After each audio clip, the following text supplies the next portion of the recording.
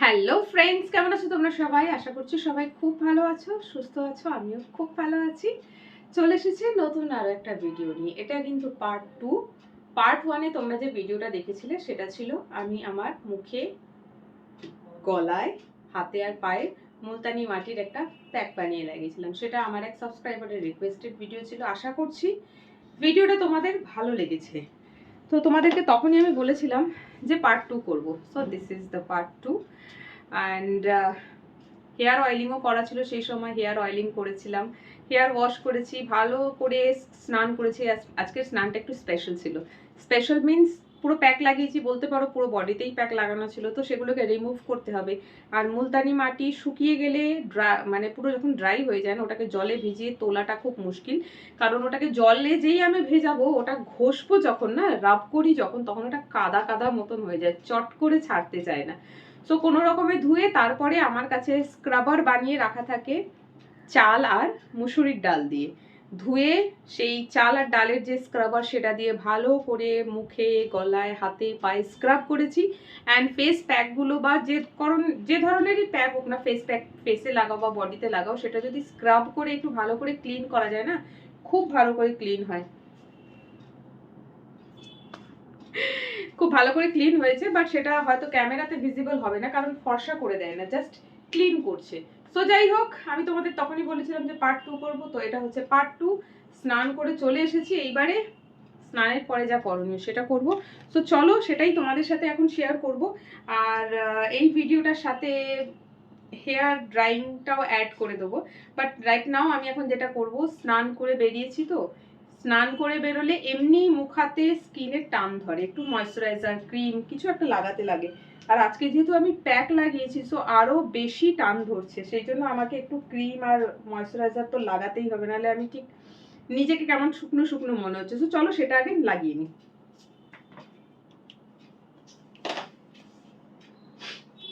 সব থেকে আগে ফেসে যেটা অ্যাপ্লাই করবো, একটা ক্রিম ইউজ করি।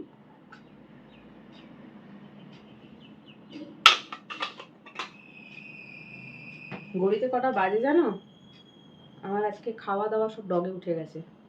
ঘড়িতে প্রায় 3:30 বাজছে।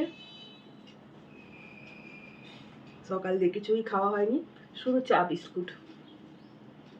ভিডিওটা বানাতে না হলে এতক্ষণে আমার খাওয়া হয়ে যেত, বাট ভিডিওটা বানাতে গিয়ে আরো দেরি হলো। আর এইসব ফেস প্যাক টেস প্যাক লাগানোর ভিডিও মানেই হচ্ছে ভিডিওটা একটু লেন্দি হবে, আর আমার সময় যায় ভিডিওটা করে, তারপরে তো ভিডিওটা অফ করে দিলাম, কিন্তু তারপরে আমাকে পাখা চালিয়ে পাখার নিচে বসে থাকতে হয় ওটা ড্রাই করার জন্য। অ্যাটলিস্ট 15 মিনিটস তো লাগেই। এখন তো গরমকাল, সুবিধা, পাঁচে পাখা চালিয়ে পাখার সামনে বসে যাও, প্যাকটা তাড়াতাড়ি শুকিয়ে গেল। শীতকাল হলে হয় খুব মুশকিল, কারণ শীতকালে তো ফ্যান চালিয়ে বসা যায় না যে তাড়াতাড়ি করে শুকনো হবে, তখন তো ঠান্ডা লাগবে। চলো লাগালাম। পায়েও আজকে আমি প্যাক লাগিয়েছিলাম, সো পায়েও আমি লাগাবো, কিন্তু এখন না, ভিডিওটা এন্ড করে নিই, তারপরে আমি পায়ে লাগাবো, কারণ এখন পায়ে লাগানো যাবে না, শাড়ি পরে আছি তো, সেই কারণে। শাড়ি পরে থাকলে প্যাকটা লাগাতে অসুবিধাই হয়, আর শাড়িতেই সব উঠে চলে আসে। তো দেখো, মুখ না খুব ভালো ক্লিন হয়। আর মুলতানি মাটি তোমরা জানো, হয়তো সবাই জানো মুলতানি মাটি, আদিমকালে মুলতানি মাটি সাবানের মতন করে ইউজ করা হতো। ইভেন এখনো অনেক জায়গায় রয়েছে, বিহার টিহারের জায়গায়, যারা মুলতানি মাটি লাগিয়ে স্নান করে, মুলতানি মাটিটাই মাথায় লাগিয়ে হেয়ার ওয়াশ করে। তো মুলতানি মাটি অলওয়েজ আমাদের স্কিন অ্যান্ড হেয়ারের জন্য খুব উপকারী। আমরা এখন অনেক অ্যাডভান্স হয়ে গেছি, সো এখন মুলতানি মাটি কেউ যদি আমাদেরকে বলে মাথায় লাগাও, খুবই মুশকিল। আর শহরের মতন জায়গায় মুলতানি মাটিটা একটু লাগানো মুশকিল, কারণ এখানে পাড়া গ্রামে কি হয় না, পুকুরে স্নান করে, তো মুলতানি মাটি লাগিয়ে পুকুরে ডুব দাও, ভালো করে ঘষো, আবার ডুব দাও, সব ধুয়ে বেরিয়ে গেল। কিন্তু আমাদের এখানে হয় কি, জলের খরচাটা বেশি হয়। অনেক জায়গাতেই রয়েছে যাদের জলের একটু সমস্যা থাকে, তারা কি করে মুলতানি মাটি লাগিয়ে হেয়ার ওয়াশ করবে, তাই না? তাদের জন্য ভীষণ ডিফিকাল্ট হবে, কারণ জল প্রচুর খরচা হয় মুলতানি মাটি লাগালে। ব্যাস, ডান।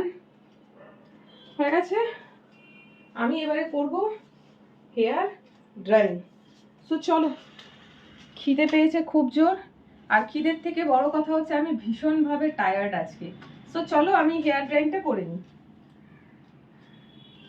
টিপটা ছাড়া মুখটা বড্ড কি বলবো, বিধবা বিধবা লাগে। যেমনি বিবাহিতরা সবসময় সিঁদুর পরে, শাখা পলা পরে, শাখা পলা তো বাদই দিলাম, সিঁদুর লাল টিপ একটু হলেও পরে, লাল টিপ না পরলেও সিঁদুর তো পরেই একটু হলেও। যারা বিবাহিত তাদের সাথে সেরকম যদি কোনো ইনসিডেন্ট ঘটে যায় সাডেনলি, তাদেরকে যখন দেখবে তাদের সেই সাজসজ্জা থেকে তারা আরেকটু ডিফারেন্ট, মানে শাখা পলা নেই, সিঁদুর নেই, টিপ নেই, কেমন লাগে না? আমাকে টিপ ছাড়া ঠিক বিধবা বিধবা লাগে। আমি না টিপ ছাড়া থাকি না কখনোই, শুধুমাত্র রাতে শোয়ার সময় টিপটা খুলি, আদারওয়াইজ না। তো টিপটা পরে নিলাম। আমাকে একবার একজনই বলেছিল যে তুমি সবসময় টিপ পরবে, তোমাকে টিপে খুব ভালো লাগে, টিপ পরো না কেন? আমি আগে টিপ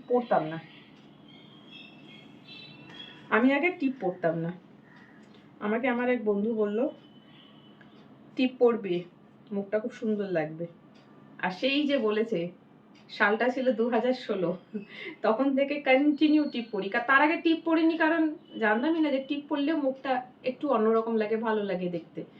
সেই যে বলেছে তারপর থেকে টিপ পরা শুরু করেছি, কন্টিনিউ পরে যাচ্ছি। চলো আর বক বক নয়, সৌরিশের ব্লগটা তো হয়ে গেল। সৌরিশ আর দ্বিতীয়বার এরকম কোনো রিকোয়েস্ট করলে আমি রাখবো না, প্রচুর খাটনি হয়ে যায়। খাটনি মানে খাটনি, প্রচুর পরিমাণে খাটনি হয়ে যায়। এইগুলো দেখতে খুব মজা লাগে, করতে ভীষণ কষ্ট হয় এরকম ভিডিও।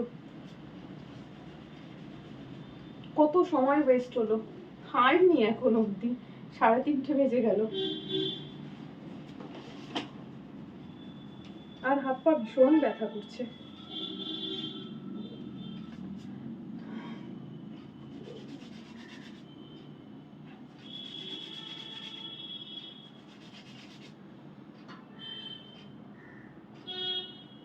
দেখছি চুল পড়েছে কিনা। চুল ঝরাটা আগের থেকে একটু, বলবো না, বললেই নজর লেগে যায়। চুল ঝরাটা আগের থেকে একটু কমেছে। ওই যে যেই কমে অমনি চুলের প্রতি অযত্ন করা শুরু করে দিই, ব্যাস আর কি, আবার আগের জায়গায় ফেরত চলে যাই, আবার মুঠো মুঠো চুল ঝরতে শুরু করে। এই করে করে মাথার চুল পুরো অর্ধেক হয়ে গিয়েছে আমার। বেশি চুল খারাপ হচ্ছে কিছুটা জলের জন্য, কিছুটা পলিউশনের কারণে। ঘুরে ঘুরে রোদের মধ্যে বাইরে কাজ, মাথায় ঘাম হচ্ছে, ময়লা জমছে, ধুলো বালি এসে আটকে যাচ্ছে, এই সমস্ত কারণে চুলটা আরো বেশি নষ্ট হয়েছে। প্লাস আমাদের এখানে কলকাতা শহরে জলে এত বেশি আয়রন, কিছু কিছু জায়গায় এত বেশি আয়রন যে ওই জলে চুল ধুলে চুলের সত্যিই কিছু থাকবে না। হলুদ জামা কাপড়, সাদা জামা কাপড় হলুদ হয়ে যাচ্ছে এই সমস্ত জলে কাপড় কেচে কেচে। তাহলে ভাবো আমাদের স্কিন আর আমাদের চুলের কি অবস্থা। আর মিষ্টি জল, সব জায়গাতে মিষ্টি জল আসে না কলে। যেমনি আমাদের এখানে জল কিনে খাই, এখানে জলের ডাব্বা দিয়ে যায় বাড়িতে, 30 টাকা করে নেয় 20 লিটার। আর আমার মায়ের ওখানেও আগে জলের গাড়িতে, এখনো জলের গাড়ি আসে, আগে জলের গাড়িতে জল নিতে যেতে হতো বালতি নিয়ে, বড় বড় ডাব্বা নিয়ে। এখন আর জল নিতে যাওয়ার মতন সময় কারোর কাছে হয় না। সো এখন ওই বাড়িতে আমার মতনই জলের ডাব্বা দিয়ে যায়। তো যেখানে জল আমরা কিনে খাচ্ছি সেখানে সেই খাবার জল দিয়ে চুল ধোয়াটা পসিবল নয়। 1 সেকেন্ড, চলো হেয়ারটা ড্রাই করে নি। জানি না কতটা ঝাড়তে পারবো, অনেকদিন পর আজকে একটা হেয়ার ড্রাইং ব্লগ বানাচ্ছি। দেখা যাক হাত কতটা পিছনে যাচ্ছে। হাত পিছনে যায় না বলেই হেয়ার ড্রাইং ব্লগটা বানানো এতদিন হচ্ছিল না। আজকে চেষ্টা করি দেখি। এর আগের বারে তো লাস্ট বার যখন করেছিলাম তখন বেশ কিছুটা গিয়েছিল হাত পিছনে। চলো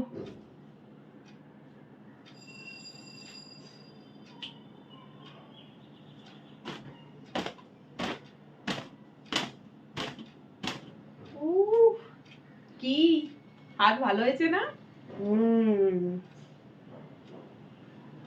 আগের থেকে আমার হাত অনেকটা বেটার। এর আগেও তোমরা দেখেছো যে আমি হেয়ার ড্রাইং ব্লগে এরকম করে হাত পিছনে করে হেয়ারটা ড্রাই করব বলেও করতে পারিনি। বিকজ হাতের মুভমেন্ট পেছনে গিয়ে লক হয়ে যাচ্ছিল, হাত পেছনে গিয়ে কিছু করতে পারছিলাম না। সো আমার হাত আগের থেকে অনেকটা বেটার, কিছুটা বলতে পারো এক্সারসাইজ করে মাঝে মধ্যে বাড়িতে করে থাকি সেই কারণে। চলো ডান আজকের ভিডিওটা, আর কিচ্ছু করব না। এবারে পাখার জোরটা কমিয়ে রেখেছি, 5-এ করা নেই পাখার জোরটাকে এবারে বাড়াবো, দিয়ে খেতে বসবো। খাবারও আমার মনে হয় ঠান্ডা হয়ে গেল, তরকারিও গরম করা হয়ে গেছে আর ভাতও করা হয়ে গেছে, করে নামানো হয়ে গেছে, সব মনে হয় ঠান্ডাই হয়ে গেছে। কারণ 1 থেকে 1.5 ঘন্টা হতে যাচ্ছে আমি এই ভিডিওই করে যাচ্ছি। আর এসে একটু আজকে রেস্ট নিইনি, আর এইগুলো সব ব্যথা হাত পা। সো যাই হোক চলো, প্রথম যে রিকোয়েস্টেড ভিডিও ছিল এটা কিন্তু রিকোয়েস্টেড না, এটা আমি নিজেই করলাম তোমাদেরকে বলার জন্য কতটা পরিষ্কার। মুলতানি মাটি দিয়ে কখনো ফেস প্যাক লাগিয়ে করবে না ফেস ক্লিন বা বডি ক্লিন, একদম সফট মুলায়ম বাচ্চাদের মতো স্কিন হয়ে যাবে। সো চলো আজকের ব্লগটা এখানে শেষ করছি, কেমন লাগলো কমেন্ট করে জানিও। ওকে, টাটা।